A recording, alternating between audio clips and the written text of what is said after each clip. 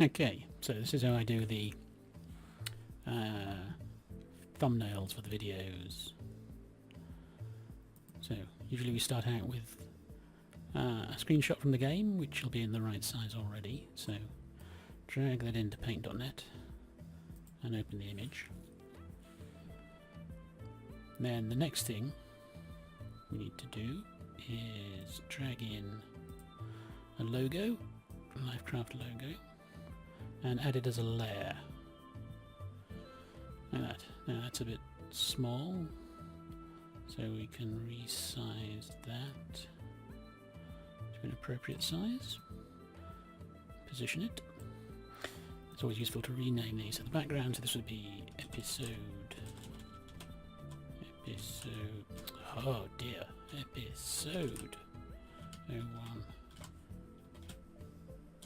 BG. And then we have Lifecraft logo, say, call it top left. So I know where it is.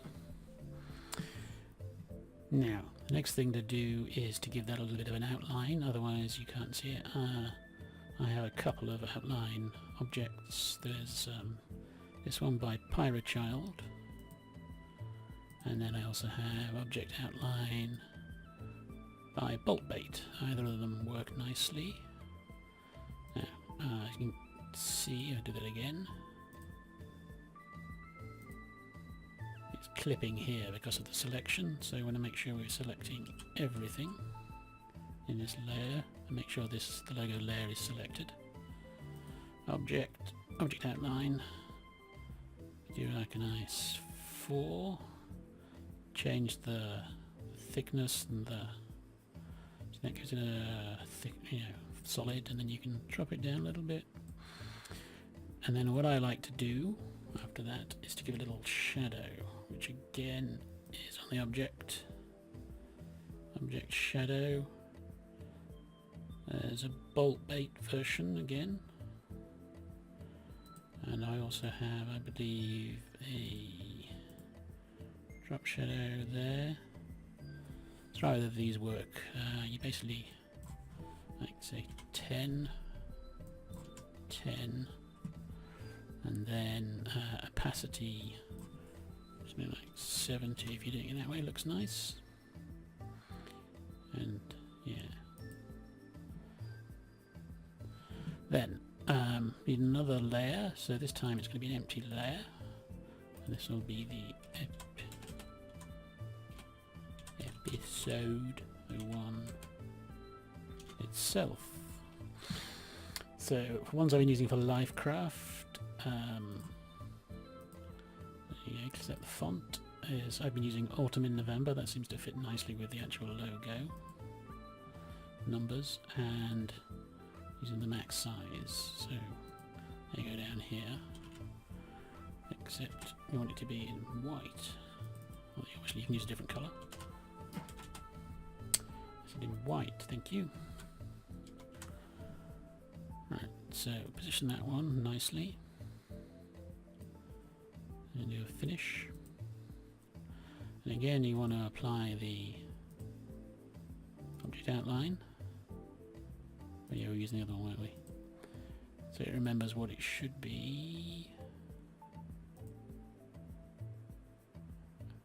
Or were we? No, I forget. Anyway. So, 4 and that. Softness up or down.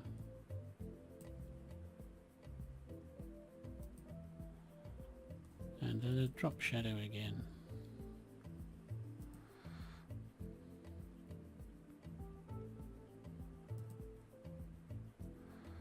You were using the other one. Object drop shadow, wasn't it? Yeah, 1010. So there. So then you would save that.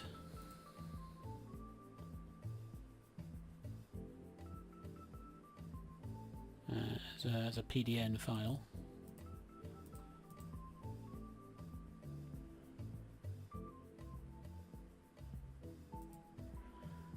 And then again save as a JPEG. Well, you can do it as a PNG as well. but the issue with that is sometimes they go over the file size limit if there's a lot of busyness in the image. So you'd save it and flatten it this time. Now, normally you know there's a gap between episodes, so you'd come back and load the PDN later and carry on. But for the moment I'm just going to undo, because that will get all our layers back down the side. So now we need what would be the other, like another logo, another image. So add a layer this time. Then you want to drag it down so it's there. Call it episode 02 BG. And this time we already have the logo in the right place, although you might want to move it. If you do move it, I would duplicate the layer, move it somewhere else, and then call it a different name, so you don't have it. So you keep it in the same place if you want to go back to that previous location. And then, so to replace the text, you again need to add another layer. To put it above that one, rename it to episode 02. Our font is already selected, but you would go 02. Position it nicely on the same level. And then you can switch off episode 1 in the layers. Make sure episode 2 is selected. Do the object outline again.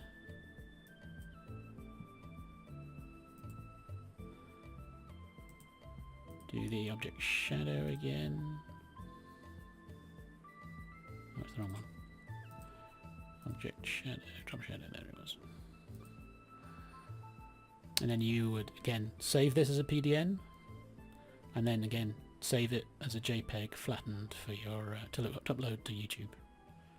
And that would be basically how I do the thumbnails for the YouTube videos.